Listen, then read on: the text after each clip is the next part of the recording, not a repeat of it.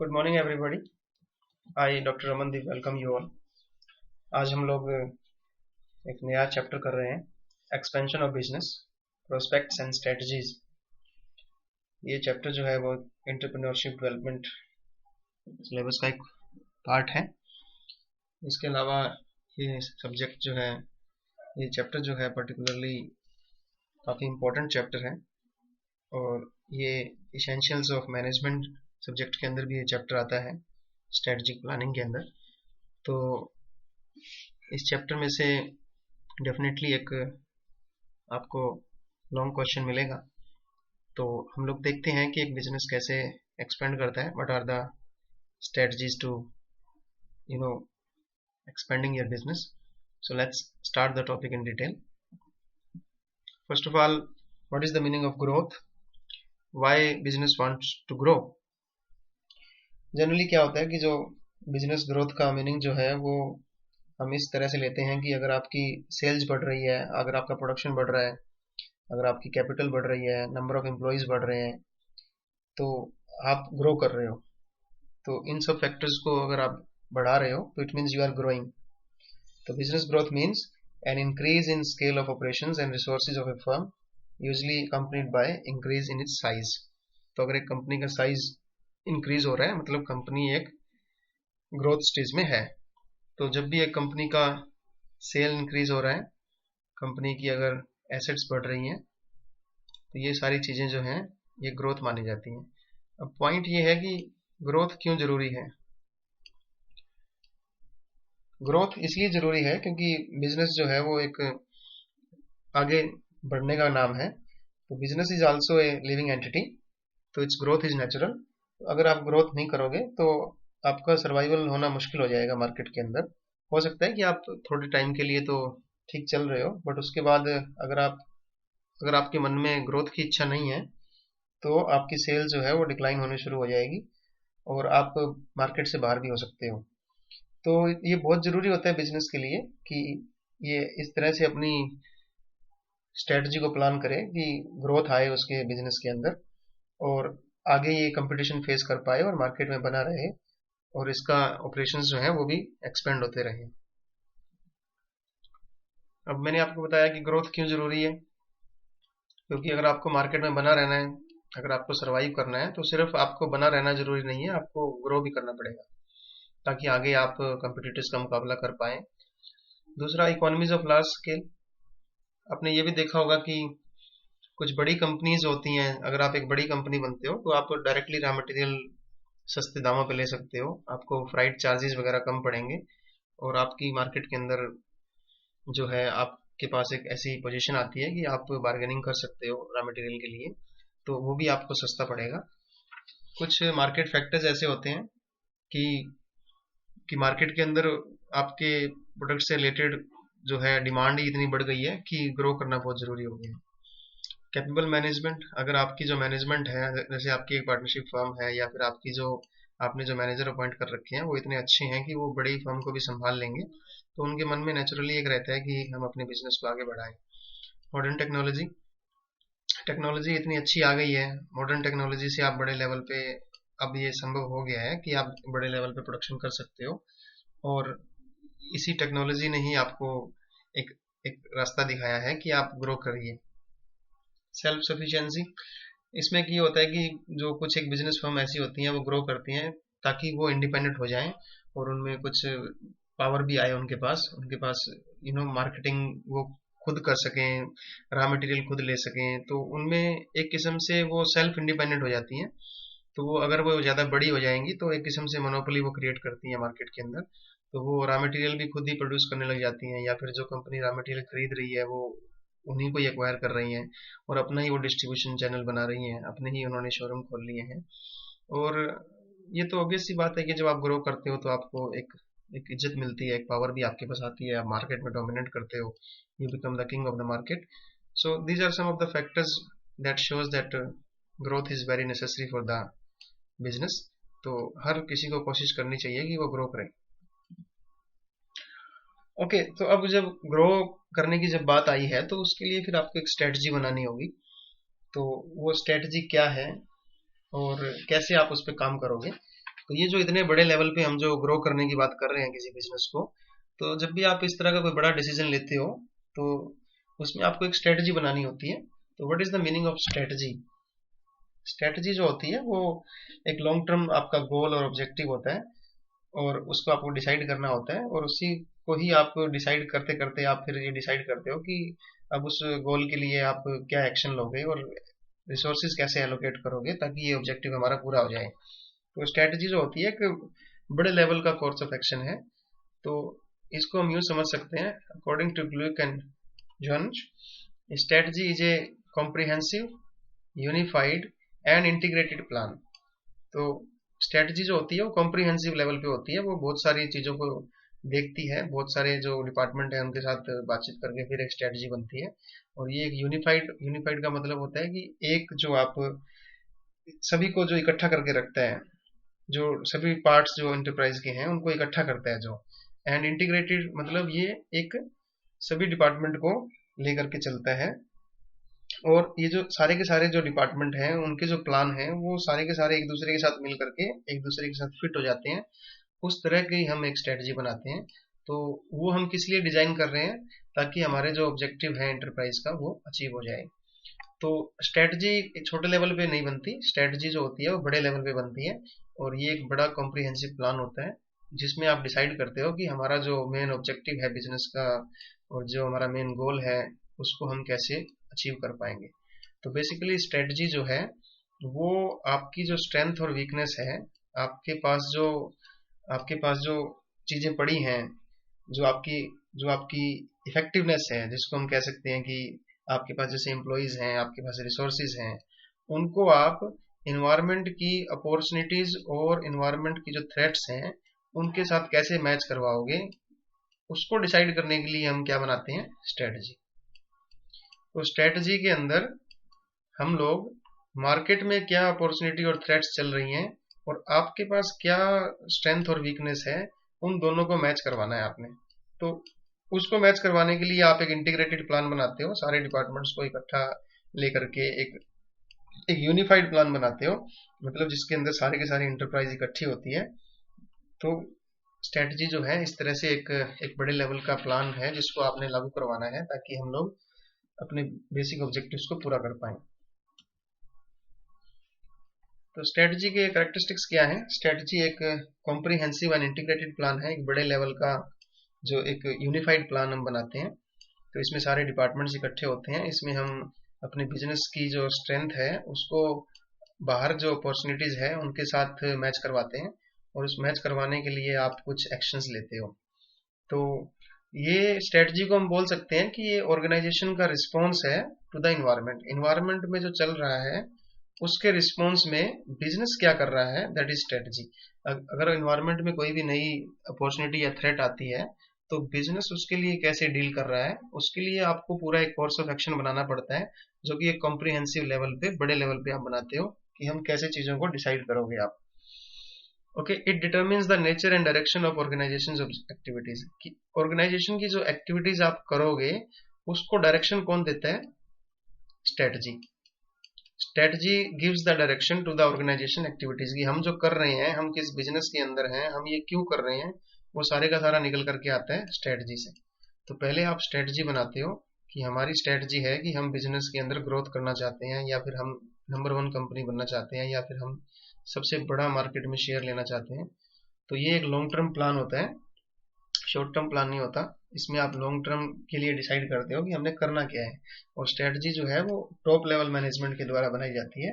हालांकि सारे लेवल के लोग इसके अंदर इसको इम्प्लीमेंट करवाते हैं, बट जो इसका जो बनाने का जो फॉर्मुलेशन है वो टॉप लेवल पे होता है। तो स्ट्रेटजी हमेशा जो है वो कंपटीटर की पॉलिसीज को देख के भी बनाई जाती है, तो इससे हमें कंपिटिटिव एज मिलता है मार्केट के अंदर। और स्ट्रेटजी ये भी देखता है कि हमारे जो ऑर्गेनाइजेशन के रिसोर्सेज हैं वो इफेक्टिवली और एफिशिएंटली यूटिलाइज हो जाएं, कि ये भी देखता है कि इनको रिसोर्सेज को बेस्ट तरीके से कैसे यूटिलाइज करें। तो स्ट्रेटजी जो है वो एक सिग्निफिकेंट पार्ट है डिसीजन मेकिंग का, और स्ट्रेटजी के जो होते हैं वो लॉन्ग टर्म इम्प्लीकेशन होते हैं, क्योंकि इस पे ऑर्गेनाइजेशन की सक्सेस भी स्ट्रेटजी के ऊपर डिपेंड करती है। तो स्ट्रेटजी को हमें बहुत ही इंपॉर्टेंट तरीके से इम्प्लीमेंट करवाना चाहिए, बनाना चाहिए, क्योंकि स्ट्रेटजी जो है वो आपके इन्वायरमेंट के अंदर जो चैलेंजेस हैं या अपॉर्चुनिटीज हैं उनको आप कैसे मीट करते हो इसी को डिसाइड करता है। तो डिफरेंट लेवल पे डिफरेंट डिफरेंट स्ट्रेटजीज बनती हैं। हम जो है वो कॉर्पोरेट लेवल स्ट्रेटजी करेंगे, जो जो बोर्ड ऑफ डायरेक्टर्स या कंपनी का प्रेसिडेंट जो बनाते हैं बोर्ड लेवल, जो बड़े लेवल के ऊपर, कि आपको आपके लॉन्ग टर्म ऑब्जेक्टिव्स क्या होंगे, कि आपका मार्केट शेयर कितना होगा, प्रॉफिट कितना होने वाला है, आपके कस्टमर कौन होंगे, कौन से प्रोडक्ट या सर्विसेज आप बेचोगे, कहाँ पे आप बेचोगे, कैसे आप यूनिक हो अपने कंपटीटर से, किस बिजनेस में आप जाना चाहते हो, बेसिक ऑब्जेक्टिव क्या है आपका। तो ये जो बेसिक जो क्वेश्चंस हैं ये आपके कॉर्पोरेट लेवल स्ट्रेटजी में डिसाइड होते हैं कि आप कहाँ पे अपना बिजनेस करना चाहते हो, नई मार्केट में घुसना चाहते हो, नए कस्टमर को लेना चाहते हो, किसी और कंपनी को एक्वायर करना चाहते हो, किसी नए प्रोडक्ट को आप लॉन्च करना चाहते हो। तो ये सारे के सारे डिसीजन जो है जो बड़े लेवल पे बोर्ड ऑफ डायरेक्टर्स के द्वारा, प्रेसिडेंट के द्वारा या सीईओ के द्वारा लिए जाते हैं। तो हम लोग वो डिसीजन आज डिस्कस करेंगे। तो कॉर्पोरेट स्ट्रेटजी जो है वो आपको एक डायरेक्शन देता है ऑर्गेनाइजेशन को कि फ्यूचर में हम लोग क्या करना जा रहे हैं अपने ऑब्जेक्टिव्स को अचीव करने के लिए। डायरेक्शन देने का मतलब कि हम कौन से प्रोडक्ट बनाएंगे, हम कौन सी मार्केट में जाएंगे, कौन हमारे कस्टमर होंगे, हम नए प्रोडक्ट में जाने की सोच रहे हैं तो इसको कैसे करेंगे, कंपटीटर से मुकाबला कैसे करेंगे, कस्टमर को कैसे सेटिस्फाई करेंगे। ये जो बड़े बड़े क्वेश्चंस हैं ये सारे के सारे कॉर्पोरेट स्ट्रेटजी में डिसाइड करते हैं हम लोग। तो कॉर्पोरेट स्ट्रेटजी का जो मेन ऑब्जेक्टिव है वो ये है कि बिजनेस के अंदर कुछ वैल्यू कैसे ऐड होगी, बिजनेस की ग्रोथ कैसे होगी। तो ऐसा नहीं है कि आप खाली बैठे हो कि ठीक है हमारा जितना चल रहा है उतना बढ़िया है, उसमें आप कुछ एडिशन करते हो स्ट्रेटजी बना करके। तो कॉर्पोरेट लेवल की जो स्ट्रेटजी होती है, बड़े लेवल की जो स्ट्रेटजी होती है वो डायरेक्शन देती है ऑर्गेनाइजेशन को। डायरेक्शन कैसे देती है कि आप डिसाइड करते हो कि आपका बिजनेस क्या होगा, है ना। ये बड़े लेवल के जो क्वेश्चंस हैं कि कॉर्पोरेट स्ट्रेटजी डिसाइड करने में मदद करता है कि आप किस तरह के बिजनेस में जाना चाहते हो। तो इस तरह के क्वेश्चन का जवाब कौन देता है, कॉर्पोरेट लेवल की स्ट्रेटजी। एलोकेशन ऑफ रिसोर्सेज, जब आपने डिसाइड कर लिया कि आप किस तरह के बिजनेस में जा रहे हो तो आप ये भी डिसाइड करते हो कि अगर आप 2-3 बिजनेसेस में जाने की सोच रहे हो तो कौन से बिजनेस को कितना रिसोर्सेज एलोकेट करना है, ये भी आप डिसाइड करते हो। ट्रांसफरिंग द रिसोर्सेज, कि एक डिपार्टमेंट से दूसरे डिपार्टमेंट में या एक बिजनेस यूनिट से दूसरे बिजनेस यूनिट में अगर कुछ रिसोर्सेज भेजने हैं तो वो भी भेज सकते हो। मैनेजिंग पोर्टफोलियो बिजनेस, तो ये जो अगर आप 3-4 बिजनेसेस को संभाल रहे हो बड़े लेवल पे, आपके अलग अलग, आप टेक्सटाइल में भी हो, आप ऑयल में भी हो, जैसे आईटीसी कंपनी है वो एक बड़े लेवल पे एक कंपनी है जो कि सिगरेट बनाती है, बट इसके साथ साथ इसने होटल भी खोल रखे हैं, इसके साथ साथ इसने एडिबल ऑयल्स भी बना रखे हैं, तो ऑयल भी बनाती है और फाइनेंशियल सर्विसेज भी देती है। तो ये सारे के सारे जो हैं ये पोर्टफोलियो पूरा बन गया, इसको कैसे मैनेज करना है ये भी कॉर्पोरेट लेवल स्ट्रेटजी को पता लगता है। तो इसमें सबसे ज्यादा ये रहता है कि सिनर्जी का इसमें बड़ा एक अच्छा कंसेप्ट आता है। सिनर्जी का मतलब होता है 2+2=5, कि जब ये बिजनेसेस आपस में जब मिलके काम करते हैं तो ये जितना काम अकेला कर सकते हैं उससे ज्यादा काम करते हैं मिलके। तो इस तरह से जब ये बिजनेसेस आपस में मिल करके काम करते हैं, कोऑपरेशन करते हैं, तो अच्छा रिजल्ट आता है। Okay, so this is the main topic of today's discussion, कि कॉर्पोरेट स्ट्रेटजी जो होती है, बड़े लेवल की स्ट्रेटजी, लॉन्ग टर्म स्ट्रेटजी जो आप बना रहे हो, तो ये किस तरह की स्ट्रेटजी हो सकती है, कितनी तरह की हो सकती है। तो 4 तरीके की स्ट्रेटजी हो सकती है बिजनेस के अंदर अगर आप कॉर्पोरेट लेवल पे स्ट्रेटजी बना रहे हो। पहली है स्टेबिलिटी स्ट्रेटजी, कि जिसमें आप डिसाइड करते हो कि जितना आप कमा रहे हो उतना ही बहुत है, आप बिजनेस में बने रहना चाहते हो बस। दूसरा है एक्सपेंशन स्ट्रेटजी, और इसको हम ग्रोथ स्ट्रेटजी बोल देते हैं। ये सबसे ज़्यादा इम्पोर्टेंट है और इसी पे हमारे चैप्टर का ज़्यादा फोकस रहेगा, ग्रोथ स्ट्रेटजी।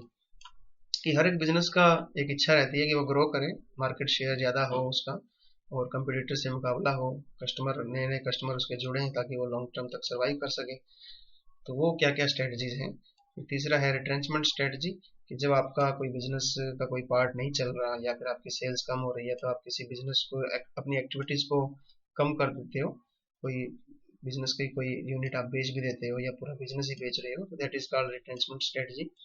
चौथी है कॉम्बिनेशन स्ट्रेटजी, जब आप इन तीनों को कंबाइन करके कोई स्ट्रेटजी ले आते हो तो आप उसको बोलते हैं कॉम्बिनेशन स्ट्रेटजी। तो सबसे पहले हम कर रहे हैं स्टेबिलिटी स्ट्रेटजी। तो कॉर्पोरेट लेवल की स्ट्रेटजी में मैंने आपको बताया कि जो स्ट्रेटजिक डिसीजन होते हैं, लॉन्ग टर्म डिसीजन जो होते हैं, वो जो कंपनीज होती हैं जिनकी जो बड़ी बड़ी ऑलरेडी जो बड़े बिजनेस ऑपरेशंस कर रही हैं, वो कॉर्पोरेट लेवल स्ट्रेटजी बनाते हैं और इसके अंदर आप बड़े बड़े डिसीजन लेते हो। और इसमें आप जो डिसीजन ले रहे हो, वो आपने जो स्ट्रेटजी बनाई है वो ये बनाई है कि आप मार्केट में स्टेबल होना चाहते हो। तो स्टेबल स्ट्रेटजी क्या है? Stability strategy is related with continuing its current और present activity without any significant change in the direction. कि आप कोई ज्यादा चेंज नहीं करना चाहते। जितना आप कमा रहे हो, जैसे आप 1 लाख यूनिट बना रहे हो, तो आप जितनी आपकी ग्रोथ है, मान लो 5% की है, तो आप बस उसी में ही खुश हो। आप जितना लेवल पे प्रोडक्शन कर रहे हो, आप उसी से ही सेटिस्फाई हो, आप ज्यादा ग्रोथ नहीं करना चाहते। तो ये जो स्ट्रेटजी है, इसमें आप अपनी करंट एक्टिविटीज को कंटिन्यू रखते हो और कोई भी सिग्निफिकेंट चेंज नहीं करते अपनी पॉलिसी के अंदर। जैसा चल रहा है वो बढ़िया चल रहा है। जैसे आपने देखा हो कि कोई, जैसे कोई बिजनेसमैन है, उसकी दुकानदारी बढ़िया चल रही है, तो वो खुश है उतने में, तो that is called stability strategy. तो इस तरह की स्ट्रेटजी कब काम आती है? जब आपका जो इन्वायरमेंट है वो प्रेडिक्टेबल है। प्रेडिक्टेबल का मतलब आपको पता है कि कल को भी कोई ज्यादा इन्वायरमेंट के अंदर आपको पता लग जाता है पहले से ही कि ज्यादा कोई चेंजेस नहीं होने हैं, तो मेरा जो काम चल रहा है वो चलता रहेगा। तो इसलिए आप ज्यादा ग्रो करने की कोशिश नहीं करते, आप संतुष्ट रहते हो। तो प्रेडिक्टेबल इन्वायरमेंट के अंदर और जो स्मॉल बिजनेसेस हैं वो ज्यादातर सेटिस्फाई रहते हैं, तो वो स्टेबिलिटी स्ट्रेटजी को अपनाते हैं। और शॉर्ट रन के अंदर तो ये ठीक है, शॉर्ट रन के लिए ये स्टेबिलिटी स्ट्रेटजी बढ़िया रहती है कि आप ज़्यादा टेंशन नहीं ले रहे, आप you are satisfied with your current position. But long run के अंदर आपको जरूर ग्रोथ स्ट्रेटजी को अडॉप्ट करना चाहिए। तो स्टेबिलिटी स्ट्रेटजी भी आगे 3 तरह की है: pause strategy, no change strategy और प्रॉफिट स्ट्रेटजी। तो पॉज स्ट्रेटजी क्या है? पॉज स्ट्रेटजी में आप क्या करते हो, एक छोटे से टाइम पीरियड के लिए बिल्कुल रुक के देखते हो।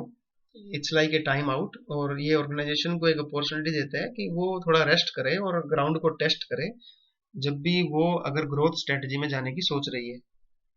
तो एक बिजनेस जो अभी सोच रहा है कि मुझे ग्रोथ स्ट्रेटजी में जाना है, एक बड़े लेवल पे कुछ ज्यादा ग्रो करना है, तो उसको एक बार रुक के प्रोसीड विद क्वेश्चन स्ट्रेटजी को अपनाना चाहिए। उसको देखना चाहिए कि मार्केट में क्या चल रहा है।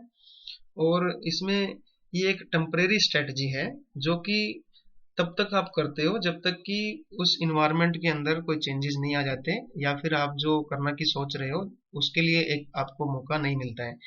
तो पॉज स्ट्रेटजी के अंदर आप एक छोटे टाइम के लिए, बहुत ही टेम्परेरी टाइम के लिए रेस्ट करते हो और टेस्ट करते हो किसको? इन्वायरमेंट को। और देखते हो कि क्या इस इन्वायरमेंट में मेरे लिए अपॉर्चुनिटीज हैं जिससे कि मैं ग्रोथ के लिए आगे बढ़ सकूं। दूसरा है no change strategy. No change का मतलब आपको दिख ही रहा है कि आप अपनी स्ट्रेटजी में कोई चेंज नहीं ला रहे, आप कुछ भी नया नहीं करते हो, आप जितना जितना प्रोडक्शन कर रहे हो उतना ही करते हो। तो इससे पता लगता है कि ऑर्गेनाइजेशन जो है उसने डिसाइड कर लिया है कि वो अपने प्रेजेंट ऑपरेशंस और पॉलिसीज के साथ चलता रहेगा। तो शॉर्ट रन में ये आपकी स्ट्रेटजी ठीक है। तीसरा है आपका प्रॉफिट स्ट्रेटजी। तो ये उन कंपनीज के लिए बढ़िया रहती है जो एक टेम्परेरी डिफिकल्ट टाइम से गुजर रहे हैं। प्रॉफिट स्ट्रेटजी में क्या होता है, एक ऐसी आप कोशिश करते हो, इसमें एक ऐसा एक आप अटेम्प्ट करते हो कि आप कंपनी की जब सेल जब गिर रही होती है, तो आप उसको टेम्परेरली उसको इंक्रीज करने की कोशिश करते हो। तो वो कैसे इंक्रीज हो सकती है? आप अपनी जो इन्वेस्टमेंट बाहर कर रहे थे या फिर जो आप फालतू खर्चे कर रहे थे उनको आप ठीक करते हो, उनको आप कम कर देते हो, ताकि आपकी जो प्रॉफिट जो आपके कम हो रहे थे उसको आप ठीक बनाए रख सको। तो इसमें हम बेसिकली अपना कोई कोई प्रॉफिट इंक्रीज करने के लिए प्रोडक्शन नहीं बढ़ा रहे, बल्कि हम जो अपने जानबूझ के फालतू खर्चे कर रहे थे उनको हम कम कर रहे हैं। और जो भी कहीं भी हमने इन्वेस्टमेंट कर रखी थी उसको भी हम कम करते हैं, ताकि हमारे प्रॉफिट जो है वो ठीक बने रहे। ओके, तो हम लोग कॉर्पोरेट स्ट्रेटजी पढ़ रहे हैं। उसमें पहली स्ट्रेटजी हमने देखी थी स्टेबिलिटी स्ट्रेटजी। स्टेबिलिटी स्ट्रेटजी में आप क्या करते हो, आप डिसाइड करते हो कि हम लोग, कंपनी जो डिसाइड करती है कि हम ज़्यादा जितने हम जितना हम प्रोडक्शन कर रहे हैं we are satisfied with that, तो उसमें आप ज़्यादा कुछ भी नया ग्रोथ करने की कोशिश नहीं करते हो। तो शॉर्ट रन में ये स्ट्रेटजी ठीक है, बट हर किसी को आगे ग्रो करना चाहिए ताकि आगे वो कंपिटिटर्स का मुकाबला कर सके और अपने सर्वाइवल को बना के रख सके। तो उसके लिए सबसे अच्छी स्ट्रेटजी जो है वो है एक्सपेंशन स्ट्रेटजी। इसको हम एक और नाम से भी जानते हैं, ग्रोथ स्ट्रेटजी। तो इस तरह की स्ट्रेटजी में क्या होता है, आप इस तरह की स्ट्रेटजी बनाते हो कि आप बिजनेस में ग्रो कर पाए। ग्रो करना बहुत जरूरी है, क्योंकि जो ग्रो करेगा वही आगे मार्केट का शेयर उसका अच्छा होगा, जो ग्रो करेगा वही कंपटीटर से लड़ पाएगा, जो आगे ग्रो करता रहेगा वही आगे मार्केट का किंग बनेगा।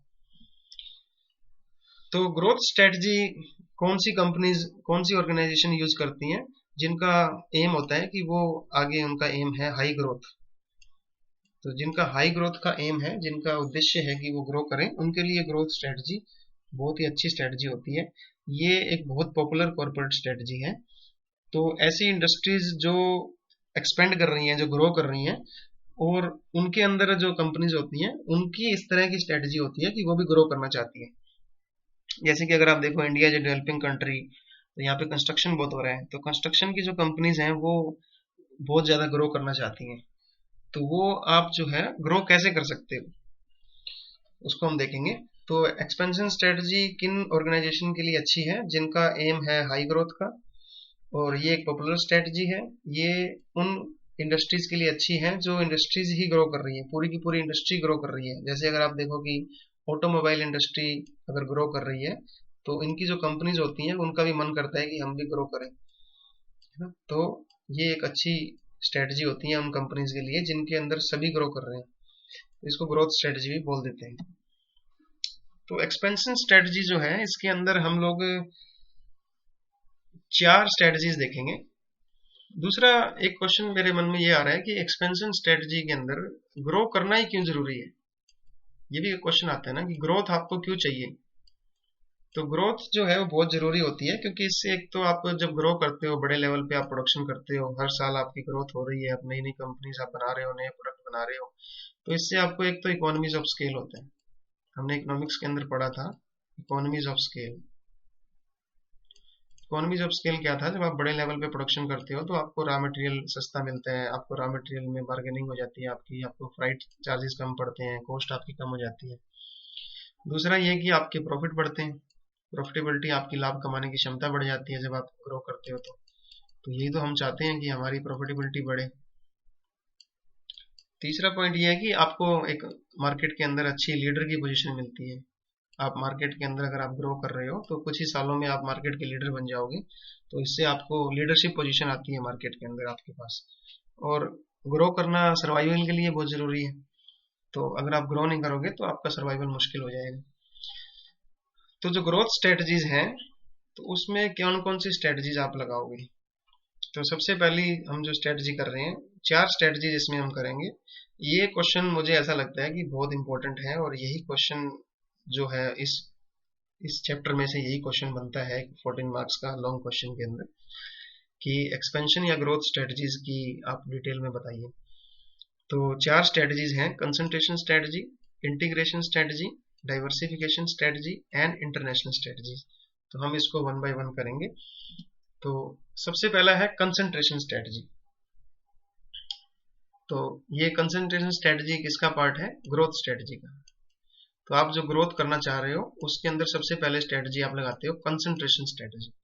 तो कंसंट्रेशन स्ट्रेटजी जो है, इस स्ट्रेटजी के अकॉर्डिंग आप जो है मार्केट में जो करंट आपके प्रोडक्ट हैं या जो करंट आपकी मार्केट है उससे आप बाहर नहीं जाते। जो भी प्रोडक्ट और सर्विसेज आप बना रहे हो, जिस मार्केट के अंदर आप बेच रहे हो, उससे आप ज्यादा बाहर निकलने की कोशिश नहीं करते हो। तो आप क्या करते हो, कुछ ऐसी चीजें करते हो कि मार्केट में आप नई मार्केट में घुसने की कोशिश करते हो उसी प्रोडक्ट के साथ, और उसी प्रोडक्ट को आप उसी मार्केट में ज्यादा एडवर्टीजमेंट के थ्रू आप बेचना चाहते हो, अपनी सेल बढ़ाना चाहते हो। तो इस तरह से इसको हम इंटरनल ग्रोथ स्ट्रेटजी बोल देते हैं कि आप बिजनेस के अंदर रह करके ही अपना जो है एक्सपेंड करना चाहते हो बिजनेस को।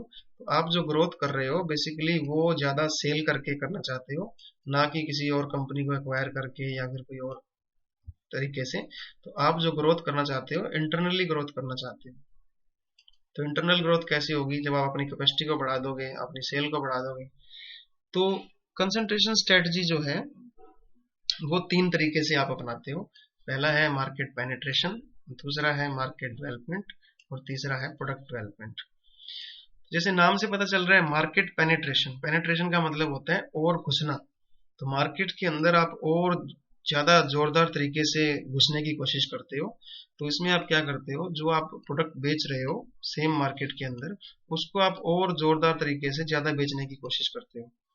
तो अब ये कैसे होगा, है ना? तो इसी को हम देखते हैं कि मार्केट पेनिट्रेशन क्या होता है। तो मार्केट पेनिट्रेशन का मतलब होता है कि आप अपने मार्केट का शेयर बढ़ाना चाहते हो। जो आप एग्जिस्टिंग प्रोडक्ट यूज कर रहे हो, जो प्रोडक्ट बना रहे हो, उसी को ही उसी मार्केट में बेचते हो थ्रू ग्रेटर मार्केटिंग एफर्ट्स।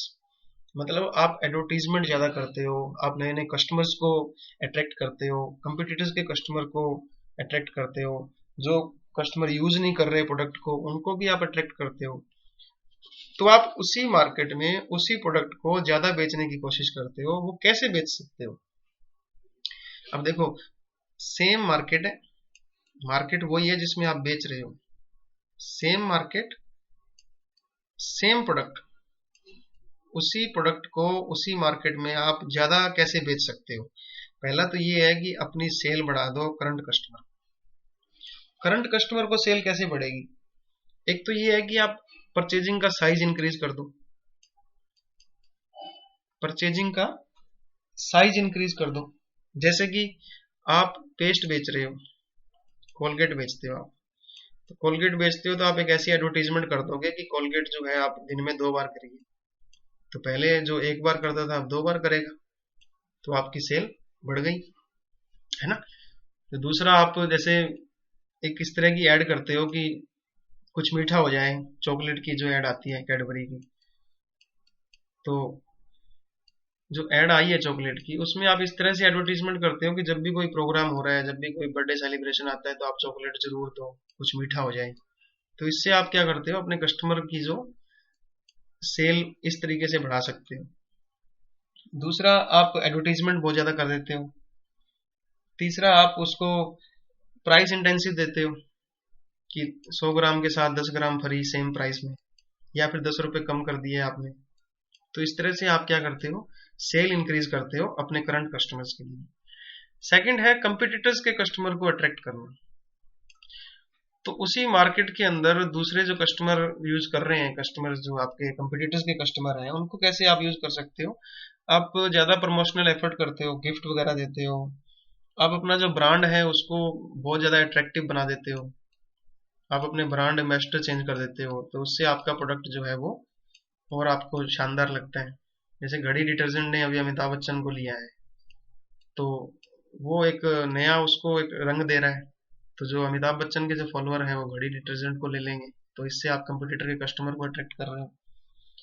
तीसरा, आप प्राइस कट कर देते हो कि आपकी कॉफी जो है 100 रुपए की बिक रही थी, अब आपने 80 की कर दी है, तो बाकी जो कस्टमर हैं कंपटीटर के वो आपके पास आ जाएंगे।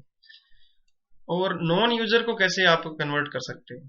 जो आपका प्रोडक्ट को यूज ही नहीं कर रहा, उसको आप कैसे अट्रैक्ट करोगे कि वो आपके प्रोडक्ट को लेना स्टार्ट कर दे? तो उसके लिए आप फ्री सैंपल वगैरह देते हो घर घर जा करके, ताकि कस्टमर एक बार यूज करके देख ले, है ना? तो फिर उसके बाद आप एडवर्टीजमेंट भी निकालते हो ऐसे तरीके से कि आप नए तरीके से प्रोडक्ट को यूज कर सकते हो। तो वो जो नए कस्टमर हैं वो आपके पास आएंगे। तो इस तरह से मार्केट पेनिट्रेशन में हम क्या कर रहे हैं, एग्जिस्टिंग मार्केट के अंदर जो हमारा एग्जिस्टिंग प्रोडक्ट चल रहा है उसी को हम ज्यादा एडवर्टीजमेंट के थ्रू, प्राइस कट करके, प्रमोशनल एक्टिविटीज के थ्रू, एड के थ्रू, सैम्पलिंग, फ्री सैंपल दे करके बढ़ाने की कोशिश करते हैं। हम लोग कोई एक्स्ट्रा नया प्रोडक्ट नहीं बना रहे, नई मार्केट में नहीं जा रहे हैं, उसी प्रोडक्ट को उसी मार्केट में बेचने की कोशिश कर रहे हैं, ज्यादा प्रभावी तरीके से, ज्यादा पेनिट्रेट करके। दूसरा है मार्केट डेवलपमेंट। ये मार्केट डेवलपमेंट क्या है मैं आपको बता दूं। ये जो हम कर रहे थे कंसंट्रेशन स्ट्रेटजी, इसमें हम कंसंट्रेट करते हैं अपने प्रोडक्ट और मार्केट के ऊपर। दूसरा था मार्केट डेवलपमेंट। तो मार्केट डेवलपमेंट में क्या होता है, आप दूसरी मार्केट में घुसते हो, मार्केट को डेवलप कर रहे हो। तो मार्केट डेवलपमेंट में आप क्या करते हो, अपनी मार्केट शेयर को इंक्रीज करते हो। कैसे? अपना जो प्रेजेंट प्रोडक्ट है, जो प्रोडक्ट आप बना रहे हो, उसको नई मार्केट में बेच करके, तो that is called market development. अब आप मार्केट को डेवलप कर रहे हो, तो आप नई मार्केट के अंदर जाते हो, नई जियोग्राफिकल मार्केट के अंदर। जैसे निरमा जो थी, पहले लोकल लेवल पे प्रोडक्शन कर रही थी, बेच रही थी, फिर उसने नेशनल लेवल पे अपने प्रोडक्ट को बेचना स्टार्ट किया, तो that is known as market development. और अपने कंपटीटर्स के कस्टमर को भी अट्रैक्ट कर सकते हो नई मार्केट के अंदर। तो वो आप कैसे कर सकते हो? जैसे हिंदुस्तान लीवर लिमिटेड है, इसने निरमा का मुकाबला करने के लिए क्या किया, एक नया सेगमेंट ही बना दिया अपना। तो नए प्रोडक्ट सेगमेंट में वो क्या किया, उसने व्हील लेके आया वो, है ना। तो कंपटीटर के कस्टमर को अट्रैक्ट करने के लिए उसने व्हील बनाया, नई मार्केट में घुसा वो। तो आप नई मार्केट में घुसने के लिए ये जो काम करते हो, इसको बोलते हैं मार्केट डेवलपमेंट। तो आपका जो प्रोडक्ट फिलहाल चल रहा है, उसको आप नई नई मार्केट के अंदर लेके जाते हो, that is known as market development. तो ये कहाँ पे काम देती है ये स्ट्रेटजी, कि जब आपकी प्रोडक्शन कैपेसिटी जो है वो अच्छी हो गई है, ज़्यादा आपके पास प्रोडक्शन पड़ा है, आप उसको और मार्केट में बेचना चाहते हो, और अभी जो आपकी इंडस्ट्री जो है वो अनटैप्ड है, आपकी जो मार्केट है अभी तक पूरी तरीके से वो एक्सप्लोर नहीं हुई है, बहुत सारे कस्टमर अभी और मार्केट में पड़े हैं। और जब आपके पास डिस्ट्रीब्यूशन चैनल भी अच्छे हो, कि ये जो आप मार्केट में माल बेचना चाह रहे हो, इसको जो बीच में जो आपके होलसेलर रिटेलर हैं वो अच्छे, उनकी चैन एक बनी हो। फिर आपका तीसरा है प्रोडक्ट डेवलपमेंट। देखिए, पहला हमने किया मार्केट पेनिट्रेशन। इसमें आप क्या करते हो, कोई नया प्रोडक्ट नहीं बनाते, कोई नई मार्केट नहीं देखते, उसी प्रोडक्ट को उसी मार्केट में ज्यादा बेचते हो। दूसरा हमने किया मार्केट डेवलपमेंट। इसमें आप उसी प्रोडक्ट को नई मार्केट के अंदर बेचते हो। ये तीसरा है प्रोडक्ट डेवलपमेंट। इसमें आप क्या करते हो, नया प्रोडक्ट या प्रोडक्ट के अंदर कुछ चेंजेस करते हो, डेवलपिंग न्यू और improved products for the present market. उसी मार्केट के अंदर जो इसमें आप सामान बेच रहे हो, उसी मार्केट के अंदर आप क्या कर रहे हो, कोई नया प्रोडक्ट या प्रोडक्ट में कुछ इंप्रूवमेंट करके आप उसको बेचने की कोशिश करते हो, that is known as market product development. अब प्रोडक्ट डेवलपमेंट के अंदर क्या होता है कि जो कंपनी है वो प्रोडक्ट के अंदर नए नए इंप्रूवमेंट लेके आती है। इंप्रूवमेंट कैसे हो सकता है? तो आप क्या कर रहे हो, उसी मार्केट के अंदर, जो आपकी मार्केट है, जो आप इंडिया पे जो सामान बेच रहे हो, उसी में नए नए प्रोडक्ट, या तो नया प्रोडक्ट लेके आते हो, या फिर आप क्या करते हो, उसी प्रोडक्ट के अंदर कुछ चेंजेस कर देते हो। जैसे आप जो फ्रिज बेच रहे थे, आप फ्रिज, तो रेफ्रिजरेटर जो आप बेच रहे थे, अब आपने क्या किया, एक ऐसा रेफ्रिजरेटर लेके आए जिसको हम बोलते हैं न्यू टेक्नोलॉजी रेफ्रिजरेटर, जो कि आपको आपके जो आपने जो इसका जो साइज था, उसमें बर्फ वाला, जो जहाँ पे बर्फ जमती थी उसको नीचे कर दिया, ऊपर सिंपल रख दिया। ठीक है, इसके बाद आपने एक ऐसा रेफ्रिजरेटर बनाया जो कि आपको बता देगा कि ऑटोमेटिकली डी फ्रीज कर देगा, जो डी फ्रीज कर देता है अपने आप, जो ठंडा हो जाता है अपने आप, जो बर्फ हटा देता है। तो इस तरह से आप नई नई टेक्नोलॉजी लेके आ रहे हो। इसी तरह आप देखेंगे कि आप टीवी के अंदर आप जो एलईडी बना रहे थे, उसमें आप अब इंटरनेट कनेक्शन दे दिया आपने, उसको स्मार्ट टीवी बना दिया, उसको आप रिमोट से चला सकते हो, रिमोट से आप मोबाइल कनेक्ट कर सकते हो। ठीक है, इसी तरह आप स्कूटी बनाई है आपने, जैसे स्कूटी बनाते हो आप, तो होंडा की जो स्कूटी है एक्टिवा, तो उसमें आपने मोबाइल चार्जर दे दिया। फिर आपने उसमें 5G बना दी उसको, कि अब ये साइलेंट है, इसमें बिल्कुल भी शोर नहीं होता। और उसके बाद अब जो नए व्हीकल आ रहे हैं, इलेक्ट्रिकल व्हीकल आ रहे हैं, तो उसमें इंप्रूवमेंट जो आप कर रहे हो, that is known as product development. तो इसमें आप क्या करते हो, नए प्रोडक्ट बनाते हो। अब ये देखो, ये जो है डॉक्टर एनसोफ ने, प्रोफेसर एनसोफ जो है, उनसे ये मैंने लिया है, ये जो मैट्रिक्स बनाया है, प्रोफेसर अनसोफ ने ये मैट्रिक्स दिया है।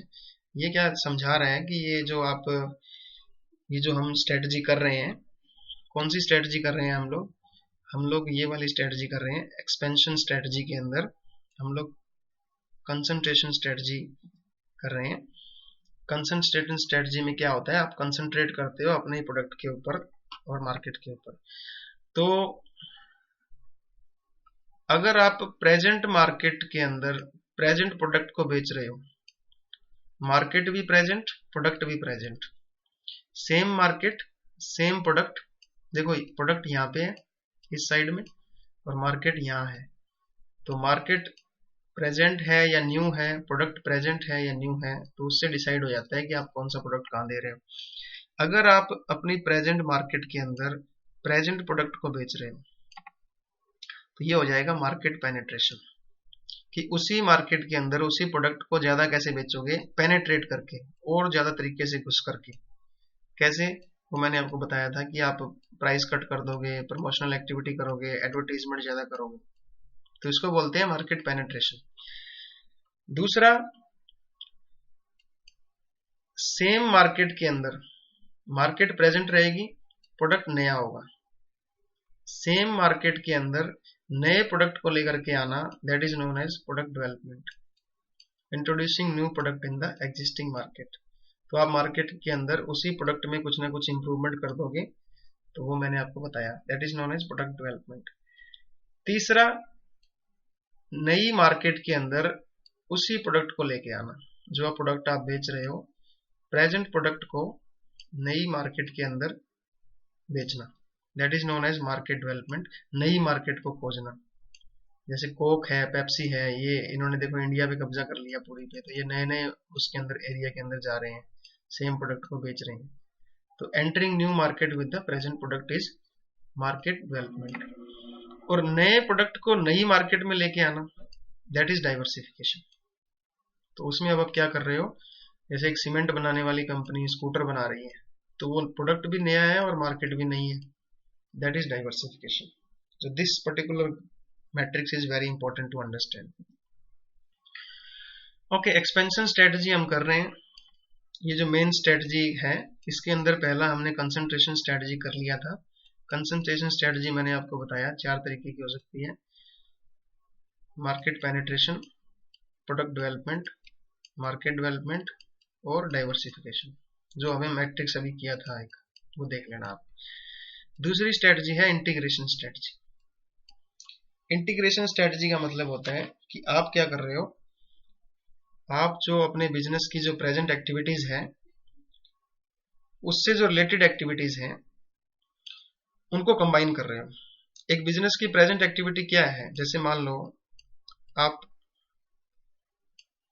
टेक्सटाइल बिजनेस में हो, आपका मेन काम है कपड़ा बनाना, तो ये आपकी मेन एक्टिविटी है, प्रेजेंट एक्टिविटी।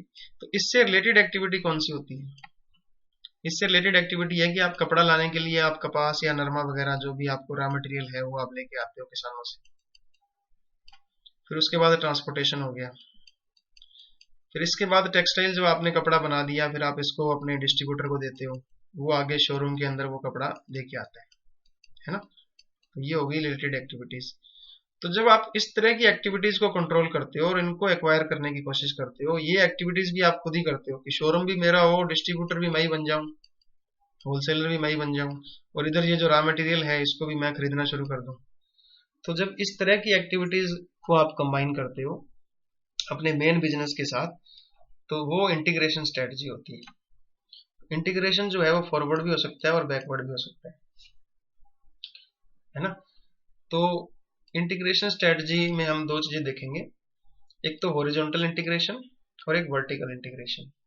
हॉरिजॉन्टल इंटीग्रेशन जो होता है वो ऐसे समान लेवल पे होता है कि ए कंपनी जो है अपने जैसा प्रोडक्ट बनाने वाली बी कंपनी को एक्वायर कर रहा है, उसके साथ कोई समझौता कर रहा है, उसके साथ कोई ऐसा एग्रीमेंट कर रहा है कि दोनों मिलकर के ही उसको काम करेंगे, तो that kind of strategy is known as horizontal integration. तो आप कंबाइन कर रहे हो 2 या 2 से ज्यादा कंपटीटर जो है उनके साथ मिलकर के आपने एक इस तरह का एग्रीमेंट किया है कि हम लोग मिलके, या फिर आप उसको एक्वायर कर रहे हो। वर्टिकल इंटीग्रेशन में क्या होगा, वर्टिकल इंटीग्रेशन ऐसे चलता है खड़े में। तो यहाँ पे मान लो आप मैन्युफैक्चरर हो और ये आप रॉ मटेरियल लेके आ रहे हो, और फिर इसके बाद यहाँ पे आपका डिस्ट्रीब्यूटर है, रिटेलर है। तो अब मैन्युफैक्चरर जब रॉ मटेरियल जो बना रहा है उसको खरीदने की कोशिश कर रहा है, उसके साथ जब कोई एग्रीमेंट कर रहा है, उसी को एक्वायर करने की कोशिश कर रहा है ताकि इसके ऊपर भी मेरा कंट्रोल हो जाए, that is known as backward integration. और जब मैन्युफैक्चरर जो है वो डिस्ट्रीब्यूटर या रिटेलर भी अपनी खुद के अपॉइंट कर रहा है, उनको भी खरीद रहा है, that is known as forward integration. तो हॉरिजॉन्टल इंटीग्रेशन क्या होता है? जब आप फर्म के कंपटीटर के साथ मिल फर्म के कंपटीटर को खरीद रहे हो या उनके ऊपर कंट्रोल कर रहे हो। मान लो ए जो है एक सीमेंट कंपनी है और ये बी कंपनी के ऊपर कब्जा कर रही है, मतलब इसको एक्वायर कर रही है, एक्विजिशन कर रही है, that is known as horizontal integration. तो इसमें एक्विजिशन आ जाएगा, मर्जर और टेक ओवर आ जाएगा। तो एक्विजिशन का मतलब कि आप एक कंपनी दूसरी कंपनी को जब एक्वायर करती है, दैट इज एक्विजिशन। मर्जर मतलब जब एक कंपनी दूसरी कंपनी को अपने अंदर मिला रही है, तो ए कंपनी ने बी कंपनी को वो खा गई है, that is known as merger. और टेक ओवर जब आप जानबूझ के धक्के से अपनी पावर का यूज करते हो, जब दूसरी कंपनी को खा जाते हो, that is known as take over. तो एग्जाम्पल क्या है, जैसे टाटा स्टील ने कोरस को एक्वायर कर लिया, तो ये हॉरिजॉन्टल इंटीग्रेशन है। तो आप अपने कंपटीटर को बिल्कुल खत्म कर रहे हो। तो हॉरिजॉन्टल इंटीग्रेशन कब काम आता है? जब इंडस्ट्री जो है वो ग्रो कर रही है, पूरी की पूरी इंडस्ट्री जब ग्रोथ में है, तो आप हॉरिजॉन्टल इंटीग्रेशन कर सकते हो ताकि आप अपने कंपटीटर को कम कर दो। तो आपका जो कंपटीटर है आप उसी को ही खा रहे हो। तो ए कंपनी ने बी कंपनी को एक्वायर कर लिया, मतलब बी कंपनी अब बिजनेस से बाहर है। इकोनॉमीज ऑफ स्केल, जब आप बड़े लेवल पे, जब इस तरह से आप एक बड़े कंपनी बन जाओगे तो आप सस्ते पे आपको रॉ मटेरियल मिलेगा। अवेलेबिलिटी ऑफ रिसोर्सेज, ये तब करना चाहिए जब आपके पास रिसोर्सेज जो है वो काफ़ी ज़्यादा हैं चीज़ों को संभालने के लिए, कि आपके पास मैनेजमेंट अच्छी है, आपके पास डिपार्टमेंट सारे अच्छे हैं, टेक्नोलॉजी अच्छी है, तब ये हॉरिजॉन्टल इंटीग्रेशन आपको करना चाहिए। वर्टिकल इंटीग्रेशन का क्या मतलब है? वर्टिकल इंटीग्रेशन का मतलब है कि अपने, ये आप मैन्युफैक्चरर हो, ये आपका सप्लायर है ऊपर और ये आपका नीचे डिस्ट्रीब्यूटर है। जब आप सप्लायर या डिस्ट्रीब्यूटर के ऊपर कंट्रोल करना चाहते हो या फिर उनके मालिक बनना चाहते हो, that is known as vertical integration. तो gaining control over its supplier और distributor is known as vertical integration. तो वर्टिकल इंटीग्रेशन में आप क्या करते हैं? जैसे रेमंड कंपनी है, रेमंड जो शोरूम है, तो वो शोरूम जो है वो रेमंड कंपनी की है ना, शोरूम भी ले लिए कंपनी ने। तो अब अगर कंपनी जो मैन्युफैक्चरिंग कंपनी है वो अपने जो जिससे वो रॉ मटेरियल लेती है उसको भी अगर वो खरीद ले, that is known as vertical integration. दूसरा एग्जांपल आप लो टाटा टी का। टाटा टी वालों ने क्या किया कि टाटा टी आप बना रहे हो, आप किससे लेते हो? प्लांट से लेते हो। तो ये टी के जो प्लांट थे यही आपने खरीद लिए, that is known as vertical integration. Reliance की बात करो, रिलायंस के पंप आपने देखे होंगे, तो रिलायंस के जो पंप हैं वो एक किस्म से डिस्ट्रीब्यूटर ही हो गए, इसको बना रही है रिलायंस। तो रिलायंस जो है वो तेल, जो कच्चा तेल लेती है वो भी खुद ही निकाल रही है। तो कच्चा तेल जो इसका जो रॉ मटेरियल हो गया कच्चा तेल, तो कच्चा तेल निकालने के लिए भी इसने खुद की कंपनी बना ली। तो वो जो, तो ये देखो सारा कुछ इसका खुद का ही हो गया, सप्लायर भी ये खुद है, मैन्युफैक्चरर भी खुद है, ये डिस्ट्रीब्यूट भी खुद ही कर रहे हैं। तो दैट इज नोन एज कि जब आप कंट्रोल करते हो अपने सप्लायर और डिस्ट्रीब्यूटर के ऊपर, उनकी ओनरशिप ले लेते हो, उनके मालिक बन जाते हो, that is known as vertical integration.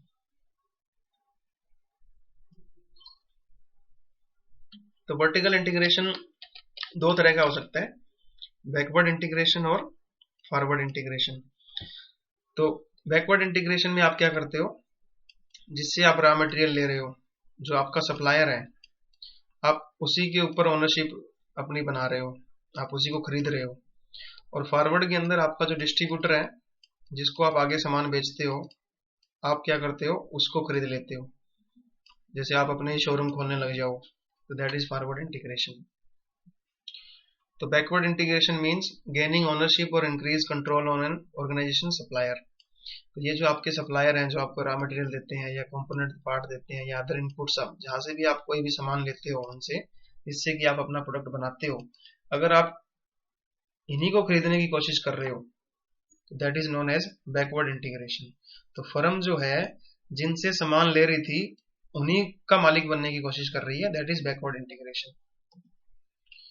अब जैसे इसका एक एग्जांपल देखो कि जैसे कोई टायर बनाने वाली कंपनी है, टायर बनाती है, जैसे एमआरएफ टायर बनाती है, तो वो जिससे कच्चा टायर ले रही है, जो हम जिसको बोल देते हैं कि जो रबड़ ले रही है, उस रबड़ बनाने वाली कंपनी को ही अगर एक्वायर कर ले, दैट इज बैकवर्ड इंटीग्रेशन।